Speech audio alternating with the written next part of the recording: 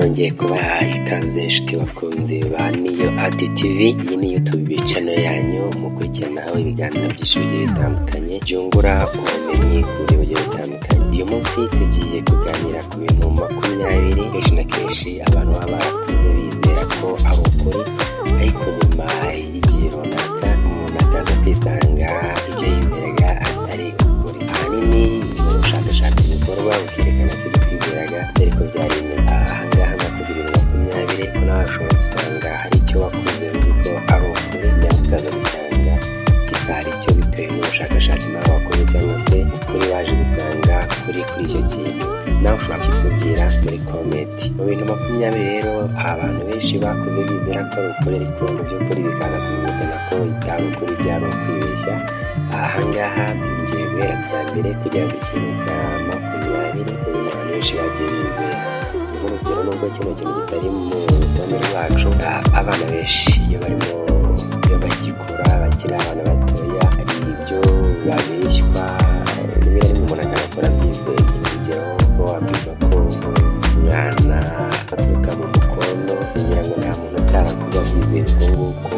Urugero umuntu akoze impanuka ya moto isubiye ibiganza bikamubyina hejuru. Ibyo ni ibintu benshi baba bagiye bakora bizera mu by'ukuri, ariko nyuma y'igihe runaka ugasanga ibyo bizeraga bitari ukuri. Ahangaha rero munyemerere ku kintu cya mbere.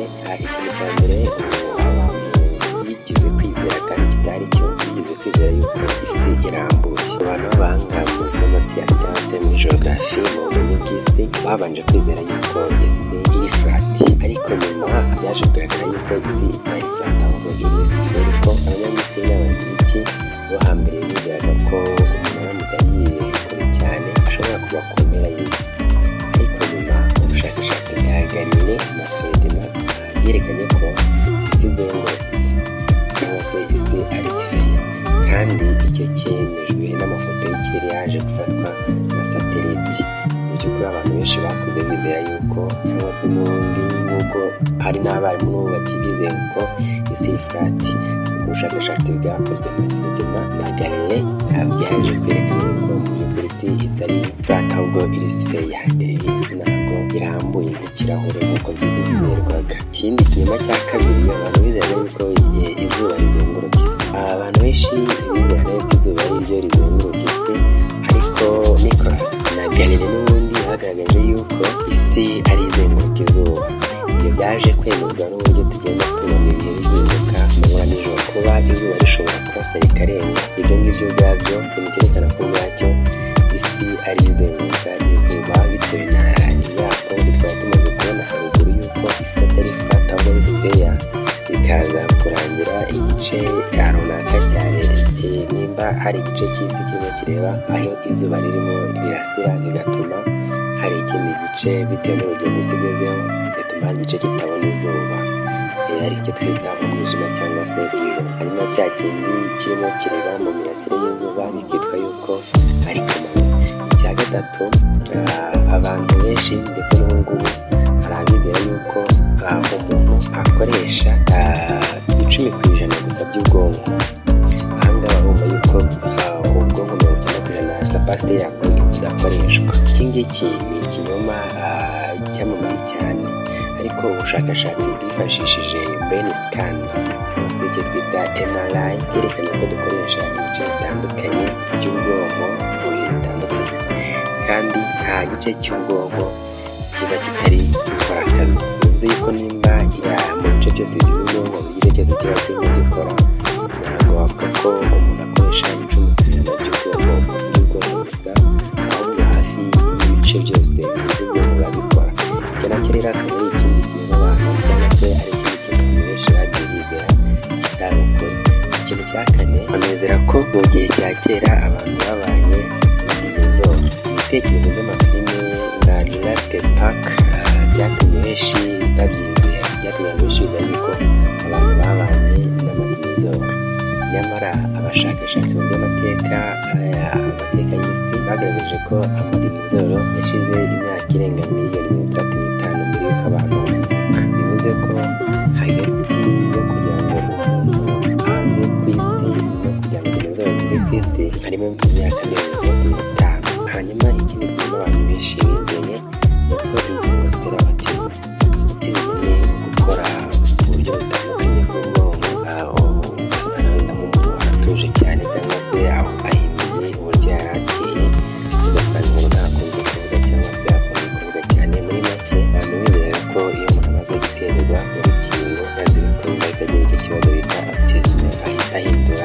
imyitwarire. Iki ngiki ni ikinyoma cyaturutse ku nyandiko ya Andre Rothschild mu gihumbi kimwe magana cyenda mirongo icyenda n'umunani. Iyi nyandiko yaje gukurwaho kuko nta gihamya na kimwe yigeze agaragaza cy'uko inkingo zishobora gutera iyo autism. Abashakashatsi barenga 20 mu bihugu bitandukanye bemeje ko inkingo zifasha kurinda indwara zihuriye na autism. Ikindi kirimo abantu benshi bakuze bizera, ko amagi menshi ateza cholesterol. Ibi ngibi nabyo bikaba bitari ukuri. Harvard Health yagaragaje ko amagi afite cholesterol nziza HDL, kandi kurya amagi nibura hagati y'igi rimwe n'amagi abiri ku munsi nta ngaruka mbi bifite ku bantu benshi bafite ubuzima busanzwe. Bivuga ngo iyo ufite iki kibazo cya cholesterol, imitsi itwara amaraso iragenda ikifunganya igasa nkaho izibye, bigatuma idakora neza. Hanyuma ikindi kinyoma abantu bizeye cyane nuko witwa Thomas Edison cyangwa se Edison ari wavumbuye Apollo wenyine. Abantu bagize ikintu by'amasiyanse bizera ko Thomas Edison ari we wavumbuye Apollo wenyine, gusa ibi byaje kugaragazwa yuko atari byo. Edison si we wabihimbye bwa mbere, ntabwo yavumbuye Apollo bwa mbere, ahubwo ko bita Joseph Swan wo mu Bwongereza niwe wabikoze mbere. Edison we yateje imbere uburyo bwatumaga ikora igihe kirekire. Icyo yakoze ni nka upgrade y'igitekerezo cyari kimaze kubaho. Ubwo rero Thomas Edison, abantu benshi bize ibintu by'amafizike bari bazi ko yavumbuye Apollo, gusa ubushakashatsi bwaje kwerekana yuko atari we wavumbuye Apollo, ahubwo Apollo yavumbuwe nitwa Joseph Swan, ahubwo akaba ari Umwongereza. Icyo Edison yakoze cya developa igitekerezo cya Joseph. Ikindi kintu cya munani abantu bizeye nk'ukuri ni uko umurabyo udashobora gukubita umuntu inshuro zirenze imwe. Ni ukuvuga ko nimba umurabyo ukubise umuntu, abantu bizeraga yuko birangiye. Ibi nabyo byari ikinyoma cyambaye ubusa, kubera ko Roy Sullivan wo muri Amerika yakubiswe n'umurabyo inshuro 7 akiri muzima. Abashakashatsi bagaragaza ko bishoboka ko bitewe n'imiterere y'ikirere n'ibikoresho umuntu aba yambaye cyangwa se imyenda aba yambaye ashobora gukubitwa rwose n'umurabyo inshuro zirenze imwe. Kuba wagukubita ntukwice, ukongera ukagukubita, ntukwice ukongera ukagukubita, kugeza igihe nk'inshuro zirindwi zuzuye, nk'uko iyi Roy byamugendekeye akubitwa n'umurabyo inshuro zirenze 7 kandi ukamukubita akiri muzima. Gusa abantu bo bizeraga yuko umurabyo ukubita rimwe umuntu akaba arapfuye. Ibyo nabyo byari ikinyoma cyambaye ubusa. Ku mwanya wa 9 mu binyoma abantu benshi bizeye ni uko Christopher Columbus ari we wavumbuye Amerika. Nubwo hari abantu benshi bakibyizera uko nguko, ariko nabyo ntabwo ari ukuri. Aba Viking bo muri Norvège bayobowe na Ericsson bagezeyo imyaka irenga 500 mbere ya Columbus. Ni ukuvuga ko aba Viking bo muri Norvège bayobowe n'uyu witwa Ericsson bageze muri Amerika mbere ho imyaka 500 mbere y'uko witwa Columbus agera ku butaka bwa Amerika. Columbus yageze ku birwa bya Hamas gusa. Bivuze ko Columbus ariwe muntu wa mbere wageze ku butaka bwa Amerika, gusa byizerwa ko ariwe wawuvumbuye, ariko mu by'ukuri ubushakashatsi bwerekana ko aba Viking bo muri Norvège aribo bagezeyo bwa mbere. Umwanya wa 10 ku bintu abantu bizeye cyane ko ari ukuri nyamara bikaza kugaragazwa ko bitari ukuri, ni uko ngo kunywa amata menshi bituma amenyo aba meza. Ibi nawe ushobora kubyumva ugaseka kuko warabyizeye cyane. Abantu bizera yuko rero kunywa amata menshi bishobora gutuma umuntu agira amenyo y'umweru cyangwa se ashashagirana. Amata ubundi afite calcium, ariko si yonyine ituma amenyo akomera. Abaganga b'amenyo bavuga ko isuku y'amenyo, koga cyangwa se koza amenyo neza no kugira isuku yo mu kanwa ari byo bifasha kuruta uko umuntu yanywa amata menshi. Gusa abantu benshi bizera yuko ahubwo kunywa amata menshi biri mu bintu byatuma umuntu agira amenyo meza. Gusa abaganga b'amenyo baje kwerekana ko kuba umuntu yakoza amenyo, kuba umuntu yagira isuku yo mu kanwa ari byo bifasha ko umuntu yagira amenyo meza. abantu bo hambere bo banywaga amata rwose bakumva yuko bihagije kugira ngo amenyo yabo ase neza. Gusa ibi nabyo byaje kugaragara ko byari ikinyoma, ari nabwo haje gukorwa imiti y'amenyo. Ku mwanya wa 11 ku bintu abantu benshi bagiye bizera bakizera nk'aho ari ukuri, ariko nyuma y'uko bakaza gusanga bitari ukuri, ni uko abantu bizeye ko utuyo two mu nzu turya abantu basinziriye. Ibi nabyo byari ibinyoma bikomeye cyane. Hari udusimba tugenda mu nzu twita nk'aho utuyo two mu nzu. Ahangaha abantu bizeraga yuko iyo umuntu asinziriye ashobora gusinzira mu gihe ako gasimba gahari kakaba kamurya. Abahanga mu binyabuzima bita entomologiste bagaragaje ko utuyo tudakunda abantu, ahubwo dukunze kwirinda uruhu n'umwuka umuntu asohora. Mu by'ukuri biratangaje kuba abantu baraziraga tuno dusimba bavuga ko nijoro iyo usinziriye dushobora kukurya. Nyamara mu by'ukuri abahanga mu by'ibinyabuzima bakaba baje kugaragaza yuko utwo dusimba ahubwo tudakunda kugenda ahantu abantu bari, cyangwa se tunatinya, ahubwo dutinya kuba ahantu hari umwuka abantu basohora. Kandi mu gihe umuntu asinziriye ni igihe nabwo arimo asohora umwuka rwose. Mu mwanya wa 12 ibintu abantu bakuze bizera ko ari ukuri, nyamara bakaza gusanga atari ukuri. Abantu bizeraga yuko abana bavuka bafite ubwenge bukeya. Ibi nabyo ntabwo ari byo. Ni ukuvuga ngo abana bafatwa nk'abantu baba bafite ubwonko budafata mu mutwe, nabo nyine bafite ubwenge butari bwinshi. Ariko abashakashatsi bemeje ko ubwonko bw'umwana bukura cyane mu myaka 5 ya mbere. Ni ukuvuga ngo kuva akivuka kugera ku myaka 5, ubwonko bw'umwana icyo gihe nibwo buba burimo bukura, kandi bushobora gufata ibintu byinshi cyane buba kurusha umuntu mukuru. Ni ukuvuga ngo umwana ufite umwaka hagati akivuka kugera ku myaka 5, ubwonko bwe nibwo bukura, nibwo ubwonko bw'umwana bukura, kandi nibwo afata ibintu byinshi cyane.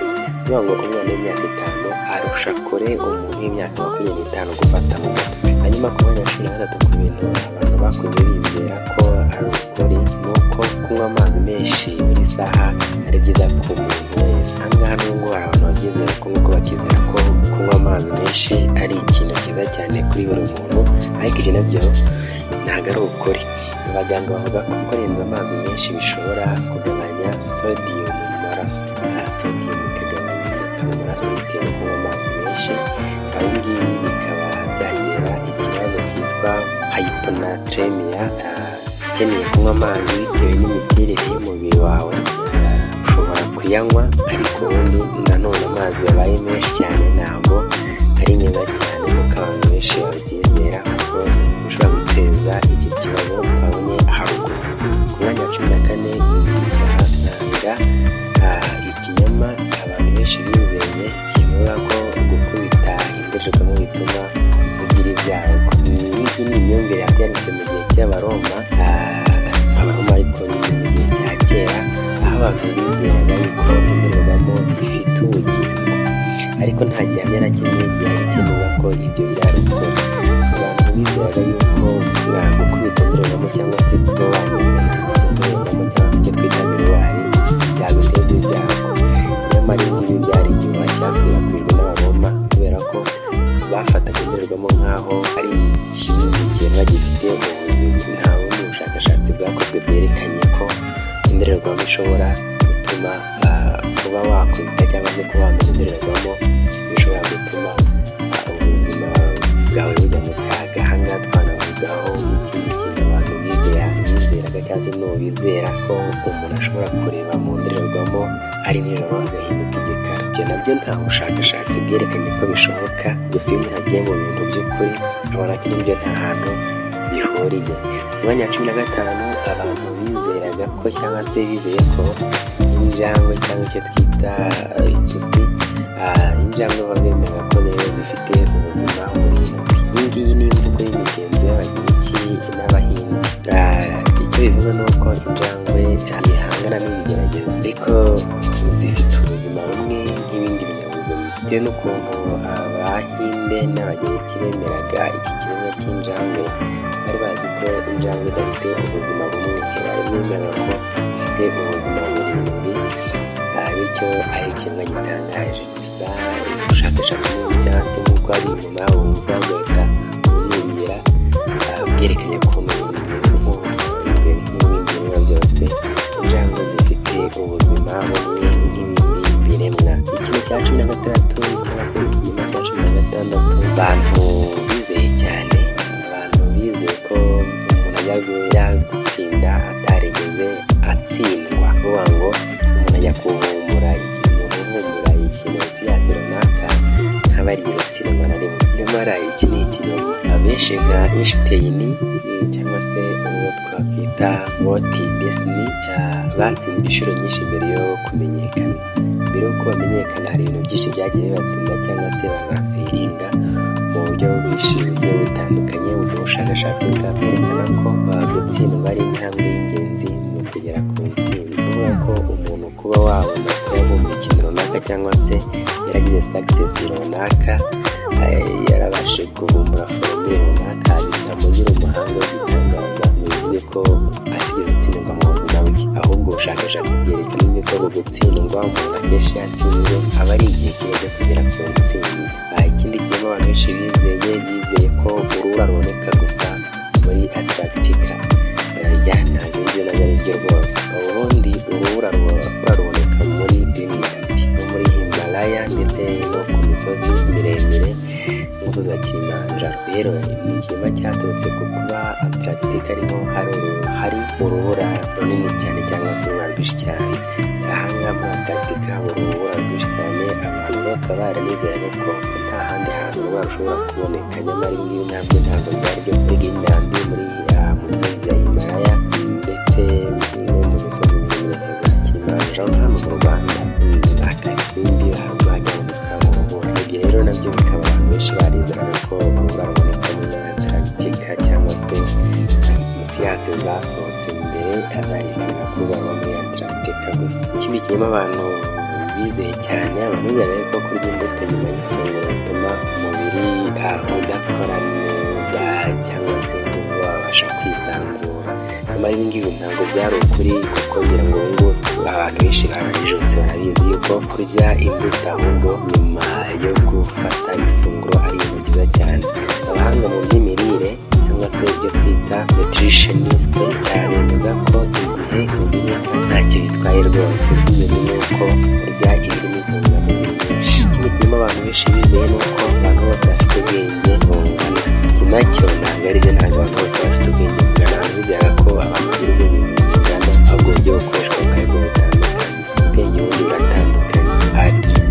Hari abantu bibuka vuba, hari abantu baba bazi kuvuga rwose ukabona ko ari intyoza mu kuvuga, hari abantu baba ari abahanga mu bintu by'ubuhanzi, cyangwa se ugasanga mu buzima busanzwe umuntu ni umuhanga mu mibereho yo hanze. Hari abatsinda mu ishuri.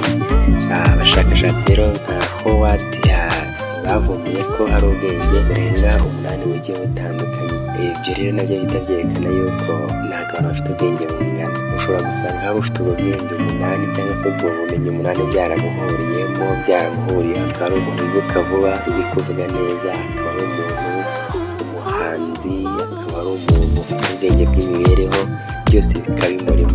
Ariko ushobora no gusanga hari ufite ubwenge bumwe muri ubu ngubu cyangwa se afite bubiri. Ikintu cya 20 rero abantu bizeye ko ari ukuri nyamara atari ukuri, nuko gusenga mu buryo runaka ariko bitari byo bituma Imana ikumva. Abantu bose bizeye yuko hari uburyo umuntu ashobora gusengamo Imana ikamwumva. Hari n'abantu bashobora kwikebagura rwose kugira ngo Imana ibumve, ariko ibi nabyo ntabwo ari ukuri. Nk'uko abashakashatsi mu myemerere n'imibanire babyemeza, bavuga ko nta buryo bwihariye bwo gusenga butuma Imana yumva umuntu. Ko biba biri ku muntu runaka uri kubikora. Umuntu runaka ashobora gusenga Imana ikamwumva, undi agasenga mu buryo butandukanye n'ubwo mugenzi we yasengemo, kandi abantu bose Imana ikabumva. Inshuti bakunze ba Niyo ADTV, ikiganiro cyacu ni aha ngaha tugisoreje. Mwakoze cyane kuba mwakurikiranye ikiganiro cyacu kugeza ku musozo. Ni 2020 20 byagutangaje kurusha ibindi. Andika muri komenti utubwire ikintu cyagutangaje cyangwa se utubwire wowe ni iki wizeraga ukaza gutungurwa n'uko icyo kintu kitari ukuri. Niba uri mushya kuri channel yacu kanda like kuri subscribe kandi unasharinge kugira ngo video zose za Niyo ADTV zigere ku bantu benshi bagiye batandukanye.